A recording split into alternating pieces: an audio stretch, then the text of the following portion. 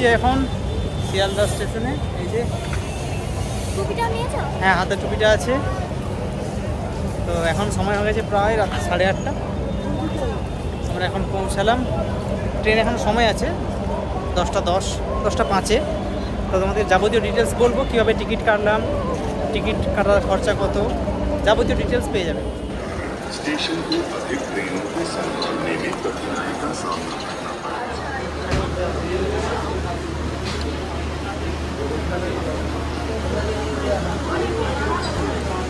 এই দেখো, এই দেখো, এই দেখো,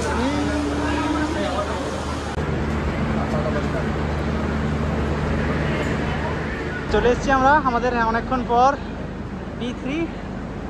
আমাদের সিট নাম্বার পড়েছে 11-14। চলো এবার ওঠো।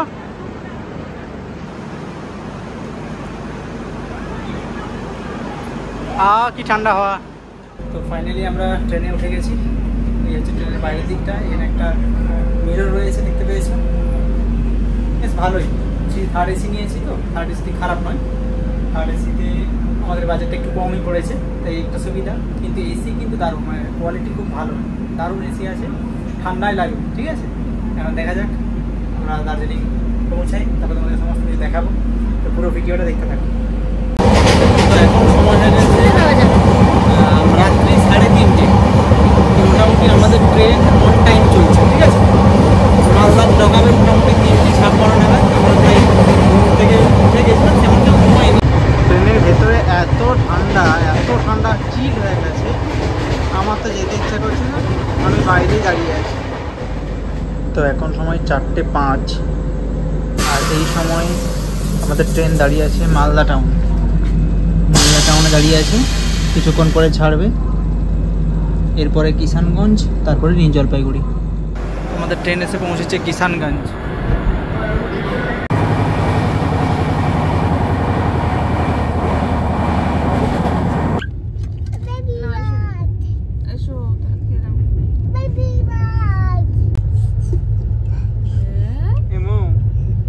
দেখো তোমার বিটির মজা দেখো।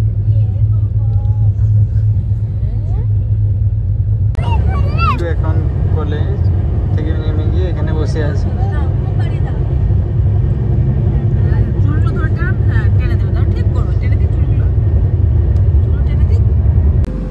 এখন 5:06, আমাদের ট্রেন এখন বেরোলো শামসি জংশন। তো এখন সময় 8:05। মোটামুটি আমাদের ট্রেন একদম ঠিক টাইমে ঢুকেছে। আমরা পৌঁছে গেছি নিউ জলপাইগুড়ি NGP স্টেশনে। ঠিকঠাক টাইমে ঢুকে গেছে আমাদের ট্রেন। ফাইনালি আমরা নিউ জলপাইগুড়ি স্টেশন থেকে বাইরের দিকে বেরোলাম। তো এখান থেকে এবার গাড়ি নেব। এই যে আমাদের লাগেজ, এখানে ভিউ, প্রচণ্ড রোদ আছে এখানে এখন। তো চলো এবার দেখি কি গাড়ি পাই না পাই।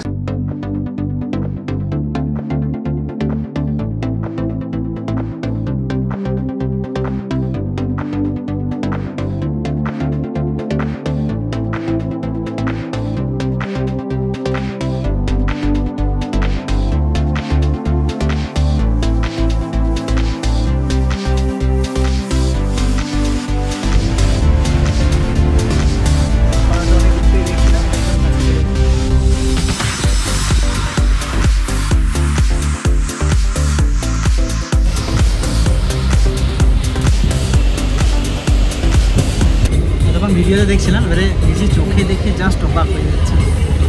অনেক ছেলেটা আছে পাহাড়ে।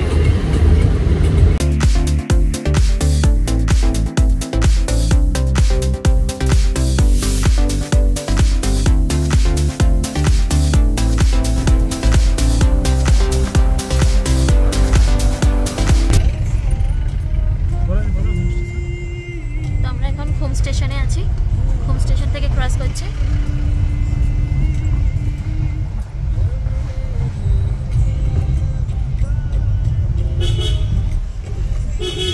কলকাতায় এত গরম, আর এখানে মনে হচ্ছে জানলা খুলে দিলাম, এসি তখন চলছিল, গাড়িতে এসি চালাতে হচ্ছে না।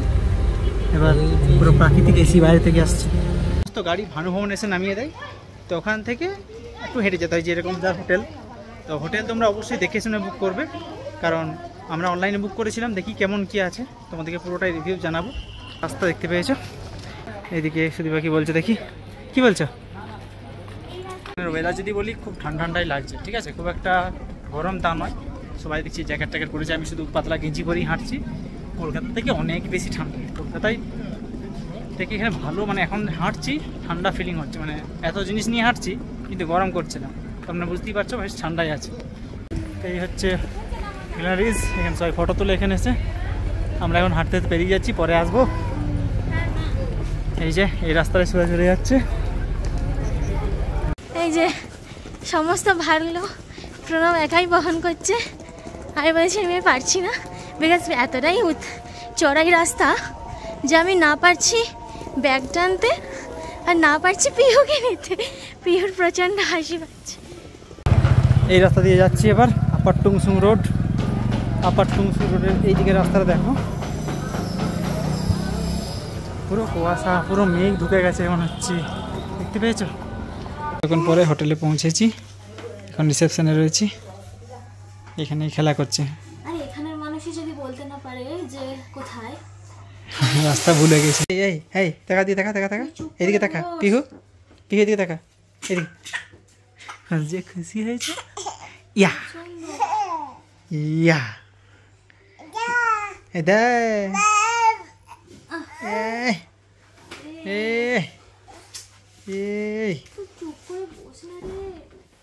ফাইনালি এতক্ষণ পরে আমরা রুমে ঢুকলাম। তো রুমে ঢুকে দেখলাম মোটামুটি রুমটা যে খুব বড় তাও নয়, খুব ছোট রুম, কিন্তু বেলকনি থেকে ভিউটা বেশ ভালো, ঠিক আছে। তো রুম টুরটা একটু দিয়ে দিতে আমাদেরকে। বাথরুমের জায়গাটা, হ্যাঁ এইটা আসল জিনিস। তো এই বাথরুম জায়গা মোটামুটি ক্লিন করেছে, পরিষ্কার পরিচ্ছন্ন, কোমোড রয়েছে, গিজার রয়েছে। তো গিজার মোটামুটি একটা সময় গরম জল দেয়। এখানে মোটামুটি এটা মেন দরজা, ঠিক আছে। এখান থেকে একটা জানালার মতো রয়েছে, এই একটা রুম। জাস্ট রুমটা তোমাকে দেখিয়েছি। হ্যাঁ এই হচ্ছে রুম ট্যুর, এবং হচ্ছে রুম, এই টিভি রয়েছে, রুমে চা চলে এসছে, room service available. Thank you. আমরা এখান থেকে এবারে একটু ভিউজটা নেব। যেই কারণের জন্য এত কাঠখড় পুড়িয়ে, হ্যাঁ এত একটু কষ্ট হয়েছে আমাদের আসতে, কারণ আমরা একেবারেই চিনতে পারিনি জায়গাটা। তো সেক্ষেত্রে আমাদের এই জায়গাটা আমি দেখাই যে আমার মেন অ্যাট্রাকশন কোন জায়গাটা, যেটা দেখে হোটেলটা নিয়েছি সেটা একটু দেখিয়ে দিই। চলে আসি।